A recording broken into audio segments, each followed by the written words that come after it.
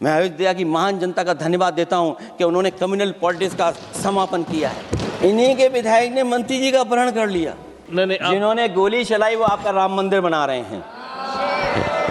सभापति महोदय, जिन्होंने गोली चलवाई वो राम मंदिर बनवा रहे हैं। अगर कुछ पता ना हो तो जाकर के पूछ लेना, पता कर लेना। मैं अभी में से पूर्व कांग्रेस पार्टी के नेता माननीय शशि थरूर जी जो बात कह रहे थे, उन्होंने बहुत सारे आंकड़े दिए हैं। सभापति महोदय, वही मिलते जुलते आंकड़े हमारे पास भी हैं। जब कभी जवाब आए तो शायद उन आंकड़ों का जवाब भी आए। और जब वो अपनी बातों को ख़त्म कर रहे थे तो वो एक शेर पढ़ के गए हैं। मिर्ज़ा गालिब का एक शेर पढ़ के गए हैं सभापति महोदय। सभापति महोदय, यही शेर अगर बीजेपी को पढ़ना होता तो बीजेपी कैसे पढ़ती? अगर यही शेर बीजेपी को पढ़ना पड़ता तो वो पढ़ते कि हमको मालूम है स्वर्ग की सच्चाई, लेकिन दिल को बहलाने के का गालिब ये ख्याल की जगह सोच अच्छा है। सभापति महोदय, यही फर्क है। सबका साथ, सबका विकास। सभापति महोदय, बोलने से पहले मैं जब बजट को देख रहा था और अक्सर सरकार को पिछले कई सालों से चलता हुआ मैं देख रहा हूं, मैं कहना चाहता हूं, क्यों झूठे ख्यालों में दिन रात करें, जो बनाते हैं हवा में बातों के महल, आओ उनसे कुछ ज़मीनी बात करें। सभापति महोदय, बजट आने से पहले और बजट आने के बाद पूरा देश और पूरे देश में ये बहस चल रही थी कि अमेरिका को लेकर के डील होने जा रही है। सभापति महोदय, मुझसे पहले अभी जो भारतीय जनता पार्टी की माननीय सदस्य बोल रही थी, और भारतीय जनता पार्टी का ये पक्ष है कि हम लोगों ने दुनिया में बहुत सारे देशों से फ्री ट्रेड एग्रीमेंट कर लिया है।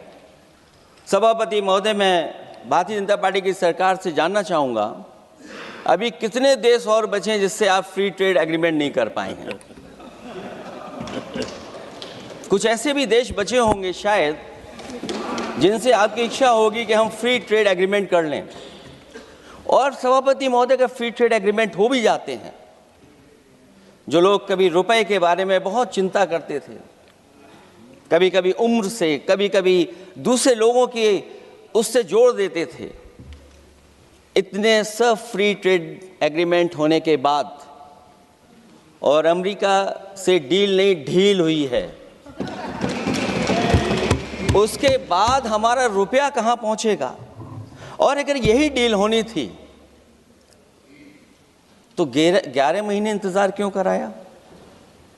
अगर यही डील होनी थी सभापति महोदय, तो 11 महीने किस बात का इंतजार था? हमारे कारोबारियों को या हमारे जितने भी उद्योग से जुड़े लोग हैं, उनके साथ ये परेशानी क्यों?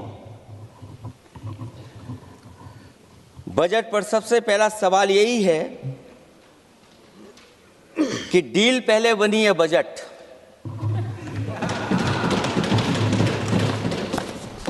और बजट का हलवा यहां ज्यादा बटा के वहां। सभापति महोदय, स्वदेशी, आत्मनिर्भर, ये शब्द तो बहुत अच्छे लगते हैं, लेकिन जब डील हो गई है तो क्या इस बजट को लाने से पहले आत्मनिर्भरता और स्वदेशी को अपने अपने शब्दकोश से हटा दिया है, या इसको उल्टे अर्थ में विलोम शब्दकोश में डाल दिया है? और ये डील नहीं है जो हम आप सब समझ पा रहे हैं। शायद सत्ता पक्ष के लोग ये नहीं समझ पा रहे होंगे, लेकिन पूरा देश समझ रहा है कि हमने अपना बाजार एक बार और खोल दिया है। $500 बिलियन का व्यापार एक तरफा हमारे आत्मनिर्भरता कहाँ जाएगी? स्वदेशी नारा हमारा कहाँ जाएगा? हमारे देश की जनता भाजपा से कह रही है कि जहाँ तक हमें मालूम है डील एक तरफा नहीं होती है। क्या ये बनी वहाँ पहुँची यहाँ जहाँ जैसे कोई एक पक्ष मान रहा हो? जनता भाजपा से ये भी जानना चाहती है कि 0 बड़ा के 18।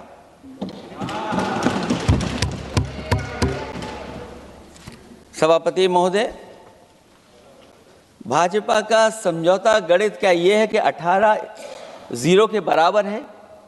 क्या 18 हमारा 0 के बराबर है?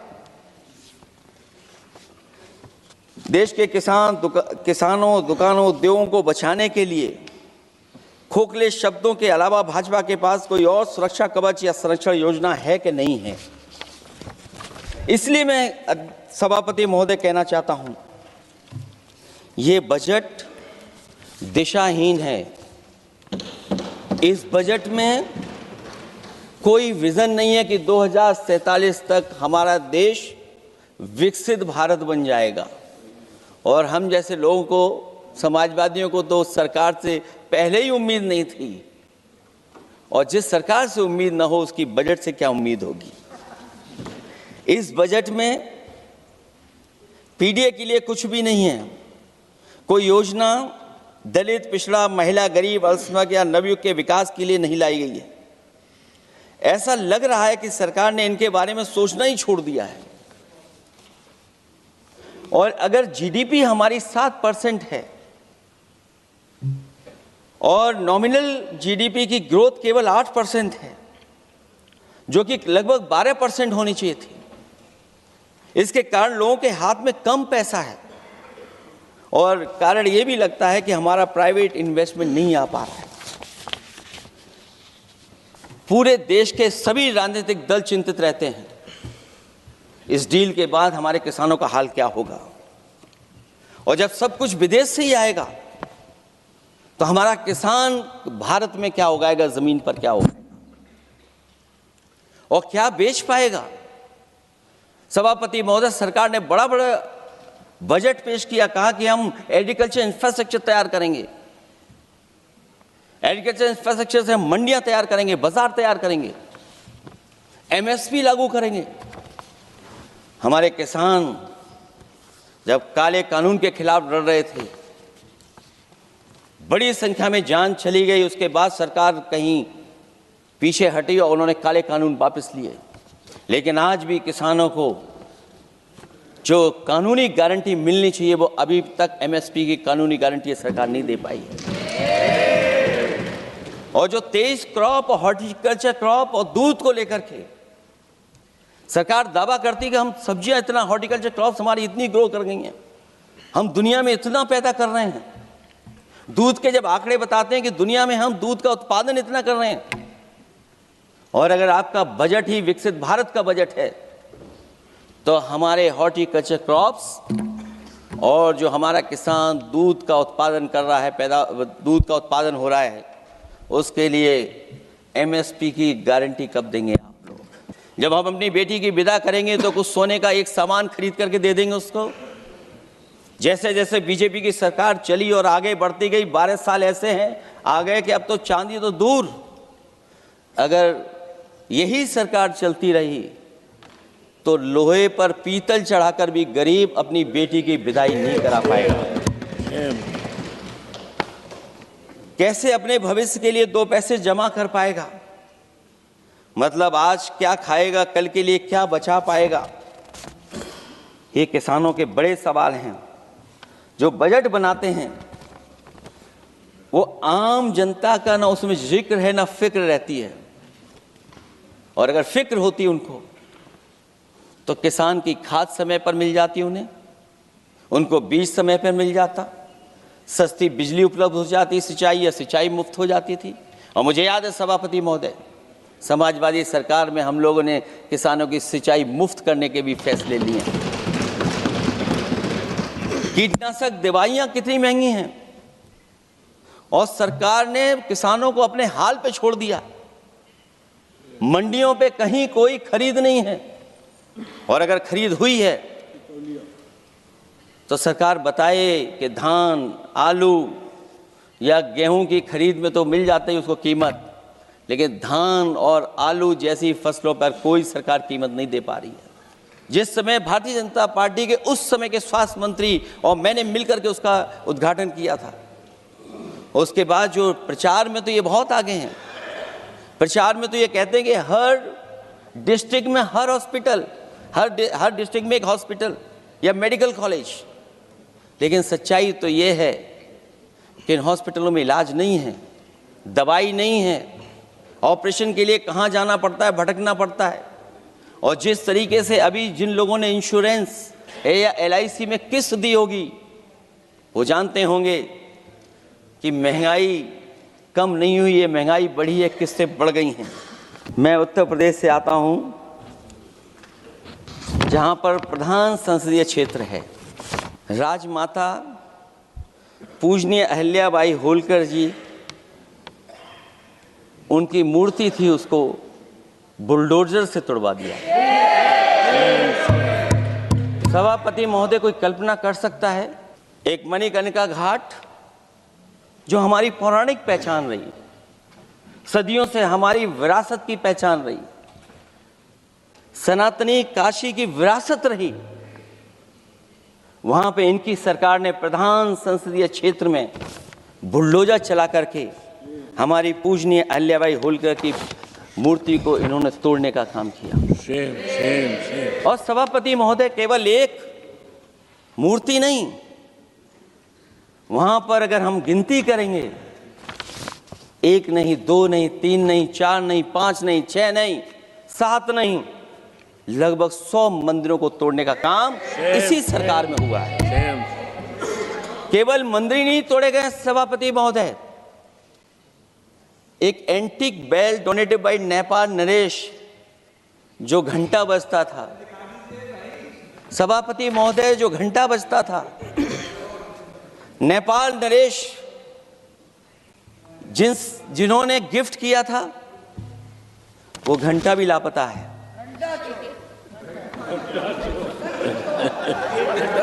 केवल घंटा ही लापता नहीं है,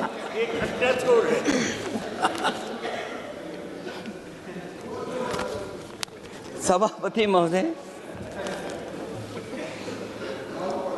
नमामि गंगा को लेकर के हमारे कानों में अभी भी वो बातें गूंजती हैं कि माँ गंगा ने मुझे बुलाया है। क्या बात है कि पिछले 11 साल से माँ गंगा ने बुलाया ही नहीं किसी को। माँ गंगा बह रही हैं, जो उसके पैरामीटर्स हैं, जिस पैरामीटर्स को हर दिन नापा जाता है, उसमें डिसॉल्व ऑक्सीजन, COD, BOD और तमाम पैरामीटर्स, आज किस हालत में है माँ गंगा। कोई कह रहा था कि अब गंगा बहकर के दूर तक जाएंगी, लेकिन शायद वो ये नहीं जानते होंगे कभी कभी उल्टी गंगा भी बहती है। जब उल्टी बहेगी तो यूपी के आते आते आप बाहर हो जाएंगे। सभापति महोदय, नमामि गंगा, मां गंगा में जुड़ने वाली नदियां, वरना नदी को एक संरक्षण कैसे हो, ब्यूटिफिकेशन कैसे हो, रिवर फ्रंट कैसे बने, उसकी शुरुआत की थी। लेकिन सभापति महोदय, इनकी बुलडोजर सरकार ने उसका काम रोक दिया। काली नदी किस हालत में है। यमुना के बारे में दिल्ली की सरकार जब बनानी थी तो कहा कि हम दुनिया का सबसे बेहतर रिवर फ्रंट बनाएंगे यमुना पर, इसी राजधानी में कहा गया। आज बताइए यमुना की हालत क्या है। और अगर यमुना दिल्ली में गंदी हो रही है तो ये बह करके जब यूपी जाती है तो मथुरा में भी गंदी है। और थोड़ा बहुत साफ गंगा इसलिए हो जाती है क्योंकि जब चंबल का पानी उसमें जुड़ता है, थोड़ी बहुत यमुना साफ हो जाती है। उसके बाद यमुना में भी कोई सफाई का सरकार ने इंतजाम नहीं किया। और आज भी मैं कहता हूं, देश का सबसे अच्छा रिवर फ्रंट अगर कहीं बना है तो लखनऊ में बना है, गोमती रिवर फ्रंट। जो लोग ये कहते हो कि दूसरा रिवर फ्रंट अच्छा है, मैं उनसे कहूंगा कि भी लखनऊ के रिवर फ्रंट पर भी घूम करके आइए। तब आपको मालूम पड़ेगा कि रिवर फ्रंट क्या होता है। मैंने एक प्रतिष्ठित अखबार को पढ़ा और उसमें देखा मैंने कि high uranium in India's ground water samples लिए गए हैं। एक्सपर्ट्स वार्न कर रहे हैं कि सेवरल हेल्थ रिस्क हैं उससे। Lead pollution alarming in 69 rivers in India contaminated, rivers are contaminated. हमारे पानी में पेस्टिसाइड है, इंडस्ट्रियल वेस्ट है, अनसेफ है ड्रिंकिंग के लिए। हमारी नदियों में मरकरी है, डेंजरस लेवल। और जितनी भी हमारी वाटर बॉडीज हैं इंडस्ट्रियल टाउन्स के आसपास, सब में टॉक्सिक है, मरकरी है, बड़े पैमाने पे डेंजरस है पानी वहां का। और कई जगह इंडस्ट्री का सीधा सीधा वेस्ट जा रहा है। आर्सेनिक लेवल का सोच ही नहीं सकते हम लोग, जो मानक है उससे कई गुना ज्यादा है। ये तो हमारे देश का पानी है जो नदियों में बह रहा है, जो अंडरग्राउंड वाटर बन रहा है हमारा। ठीक ही कहा हमारे माननीय सदस्य ने कि जो संपन्न हैं, प्रिविलेज्ड हैं, वो लोग तो पानी साफ करने की मशीन खरीद सकते हैं। हमारा गरीब क्या खरीदेगा? गरीब की हेल्थ को कितनी परेशानी और रिस्क है। यहां तक कि अंतर्राष्ट्रीय प्लेटफॉर्म पर उत्तर प्रदेश आते आते सरकार की भी हवा खराब हो जाती है।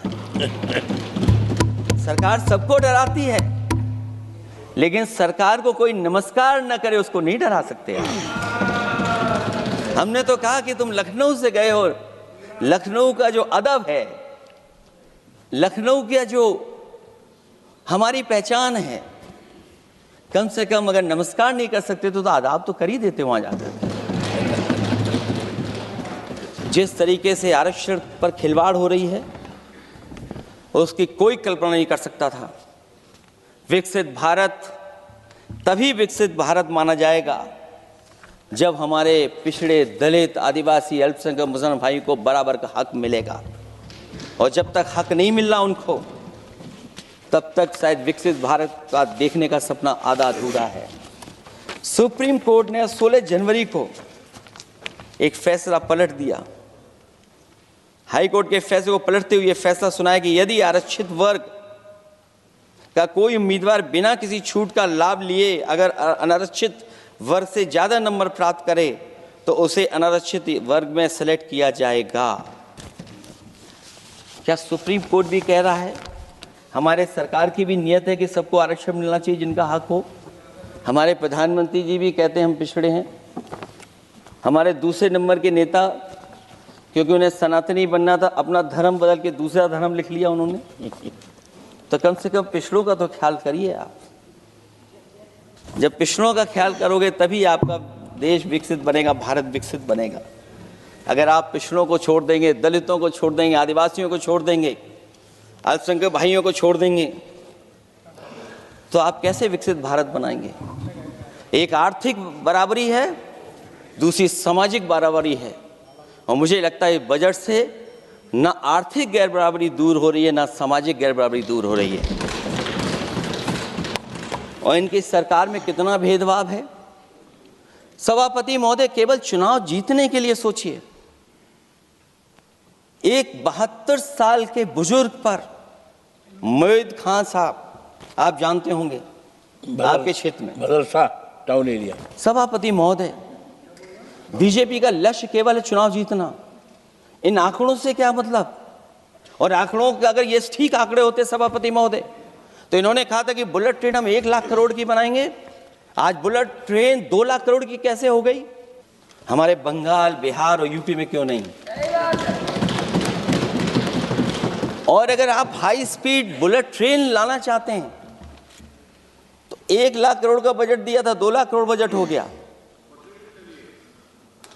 यूपी में जब बनेगा तो पता नहीं कब बनेगा, कौन जानता है कब बनेगा। चुनाव जीतने के लिए इनकी सरकार के लोगों ने झूठा फंसाया। ये सब जुमला है, जुमला। झूठा फंसाया, और इसलिए फंसाया कि वो मुस्लिम है, इसलिए फंसाया। 72 वर्ष के बुजुर्ग को 19 महीने जेल में रखा गया। समाजवादी पार्टी को बदनाम किया गया, और केवल इसलिए कि चुनाव जीत जाए आप, अयोध्या का चुनाव जीत जाए, क्योंकि अयोध्या का चुनाव हारे थे आप लोग। मैं अयोध्या की महान जनता का धन्यवाद देता हूं कि उन्होंने कम्युनल पॉलिटिक्स का समापन किया है। वो विकास के रास्ते पे जाना चाहते हो। मैंने पहले भी कहा, फिर कहता हूं, आपका विकास अयोध्या का तो मैं जानता हूं कैसा है, क्योंकि लोगों ने काशी को क्यूटिव बनते नहीं देख पाए। अगर हम सब सदस्य हैं और हमारे प्रधान सांसद के संसदीय क्षेत्र को अगर हम क्यूटिव न बना पाए, आप विरासत मिटा रहे हैं। वहां पर कई सौ पुरानी दाल मंडी, जिसमें केवल वोट नहीं मिलता, इसलिए दाल मंडी को आप डिमोलिश कर देंगे आप। अल्पसंख्यक बनारस, और इसको अयोध्या को जीतने के लिए 72 वर्ष के एक व्यक्ति को झूठा केस लगाया, झूठा फंसाया, जेल भेज दिया। और न केवल उसको जेल भेजा, बल्कि उसकी दुकानें और उसकी बेकरी पर भी बुलडोजर चला दिया आपने। क्या डेमोक्रेसी में हमारे बुलडोजर का कोई स्थान है क्या? हाई कोर्ट कहता है कि आप फैसला सुना सकते हैं क्या? कोर्ट कहता है कि आप कौन हो गए फैसला सुनाने वाले लोग? और फिर आप लोग कहते हैं कि हर घर जल और नल। सभापति महोदय, इन्हीं के विधायक ने मंत्री जी को घेर लिया। इन्हीं के विधायक ने मंत्री जी का अपहरण कर लिया और ये कहते हैं कि हम तो, हमारे कोई अराजकता नहीं है। ये कहते हैं इन्वेस्टमेंट लाएंगे, हम एमओयू साइन करेंगे। सभापति महोदय, देश के प्रधानमंत्री, देश के सबसे बड़े उद्योगपति उत्तर प्रदेश पहुंचे थे, एमओयू साइन किए गए, लाखों करोड़ के एमओयू साइन हुए। और एमओयू साइन होने के बाद जमीन पर कितना उतरा ये बताए सरकार। एमओयू के बाद सरकार बताए कितना जमीन पर उतरा है। इन्होंने जब कश्मीर का 370 हटा रहे थे सभापति महोदय, हाँ ना, बजट ही है ये एमओयू में, क्योंकि इंसेंटिव अगर नहीं देंगे तो कौन आपका इन्वेस्टमेंट लाएगा? ये राज्य का विषय नहीं है सभापति, राज्य से प्रधानमंत्री आते हैं। और आपने ये कहा कि प्रधानमंत्री के क्षेत्र में हमने देश में कहा कि हमने 1000 किलोमीटर मेट्रो बिछाई है। आपने देश के प्रधानमंत्री के क्षेत्र में क्यों नहीं मेट्रो बिछाई? क्यों नहीं बिछाई आपने? आपने देश के प्रधानमंत्री के क्षेत्र को एक्सप्रेस वे से क्यों नहीं जोड़ा आपने? क्योंकि आपके पास बजट नहीं है। अटल बिहारी वाजपेयी जी के आपने नाम से एक्सप्रेस वे क्यों नहीं बनाया, बताइए आप? ये बजट नहीं है आपके पास। एयरपोर्ट बनते ही पानी टपकने लगा। एयरपोर्ट तो दिल्ली का है, बजट तो दिल्ली ने दिया होगा। अयोध्या रेलवे स्टेशन, हमारे कन्नौज का रेलवे स्टेशन बनते ही गिर गया और गिरने के बाद अभी तक नहीं बन पाया। आपका स्मार्ट सिटी कैसा है? इंदौर में पानी पीने से कितने लोगों की जान चलेगी सभापति महोदय? और कोई शहर बता दीजिए जहां कूड़ों का ढेर ना हो। जब देश के प्रधानमंत्री जी ने झाड़ू उठाया हो और उसके बाद भी कहीं कूड़ा ना हटे सभापति महोदय। भजन संध्या स्थल घोटाला हुआ, अंतर्राष्ट्रीय मीडिया सेंटर बनाया, उसमें भी पानी गिर रहा है। लाइट सजावट की चाइनीज आई हैं। हमारे देश का कारोबार कैसे उलझा दिया आपने? चीन और अमेरिका और थोड़ा बहुत रशिया, विदेश नीति तो असफल हुई है, लेकिन हमारा बाजार को भी पूरा बेच दिया। और चीन के सवाल पर सभापति महोदय, चीन हमारी जमीन पर भी निगाहें रखे हुए है और हमारे बाजार पे भी। इसलिए जो सरकार फैसला ले बड़ी सावधानी से ले। मैं कितनी बातें बताऊं, वहां पर सेना जमीन ले लिया, जमीनें जाने कहां चली गई हैं। इसलिए सभापति महोदय, ये बजट दिशाहीन है। ये 2047 में हमारा विकसित भारत तो नहीं बनेगा। और जिस तरीके से बेरोजगारी बढ़ी है, बेरोजगारी को लेकर के जो चिंता रही, हमेशा रहती थी, और जो सरकार ने बड़े बड़े फैसले भी लिए थे, जानकारी दी थी कि हम बेरोजगारी ऐसे दूर कर लेंगे। मेक इन इंडिया का जो सपना दिखाया था, आखिरकार मेक इन इंडिया का सपना कहाँ पूरा हो पा रहा है? मेक इन इंडिया का जो शेर था वो जंग खा रहा है सभापति महोदय। माननीय वित्त मंत्री जी के सदन के सामने स्थिति स्पष्ट करनी चाहिए कि मनरेगा एक महत्वपूर्ण योजना थी जिसमें गरीबों को ग्राम स्तर पर रोजगार मिलता था, राइट टू वर्क के अनुसार थी। इस योजना को समाप्त करते हुए आपने क्या नाम रखा है? बीबी राम जी, और हमारे राम जी कहाँ बैठे हैं? कहाँ है हमारे राम जी? पीछे बैठे। जिन्हें बचपन से हम देखते आए राम जी। ये हमारी खुशकिस्मती है कि राम जी सदन में बैठे हैं, लेकिन आप राम जी का अपमान कर रहे हैं। आपको उनको यहाँ नहीं बैठा सकते, आपको यहाँ बैठाना चाहिए नंबर 2 पर। अगर आप सच्चे मायने में सभापति महोदय बीपी राम जी, आप कृपया देखिए वित्त मंत्री राम जी को ही नहीं जानती हैं। अखिलेश जी हे भगवान, हम क्या करें अब? अखिलेश जी आप कृपया बजट पे आ जाइए। आप कृपया बजट पे आ जाइए अखिलेश जी। सभापति महोदय बजट पे आइए, बजट पे आइए। एक मिनट क्या बोले? फिर बोलना दोबारा। नहीं, आप बजट क्या बोलिए? नहीं, सभापति जी बोलिए। नहीं सभापति महोदय, नहीं जिन्होंने गोली चलाई वो आपका राम मंदिर बना रहे हैं। सभापति महोदय, जिन्होंने गोली चलवाई वो राम मंदिर बनवा रहे हैं। अगर कुछ पता ना हो तो जाकर के पूछ लेना, पता कर लेना। आधी अधूरी जानकारी के साथ मत आया करो यहाँ पर। अब आप बताइए सभापति महोदय, बीवी राम जी नाम बदल दिया आपने। यूपी जैसा बड़ा स्टेट, उसको क्या मिलेगा अब, जहां पर 1000 ग्राम सभाएं अर्बन हो गई हैं। जब 1000 ग्राम सभाएं अर्बन हो गई हैं और 40% व्यय प्रदेश सरकारों पर डाल दिया गया है, ये स्कीम कैसे चलेगी आपकी? मैंने पहले ही कहा था कि एमएसपी की लीगल गारंटी मिलनी चाहिए, और जिस तरीके से किसान आत्महत्या कर रहा है, एनसीआरबी के आंकड़े सरकार के पास होंगे कि किसान कितनी आत्महत्या कर रहा है। जिन्होंने ये कहा कि 2022 तक हम दोगुनी आय कर देंगे। आप बताइए, आलू की पैदावार की क्या आय दोगुनी हो गई? धान की पैदावार करने वाले की आय दोगुनी हो गई। आपको गाय से बहुत प्रेम है। हमारे क्षेत्र में खुद एक काऊ मिल्क प्लांट बना, यूपी का पहला काऊ मिल्क प्लांट। आपकी सरकार ने उसको बंद कर दिया।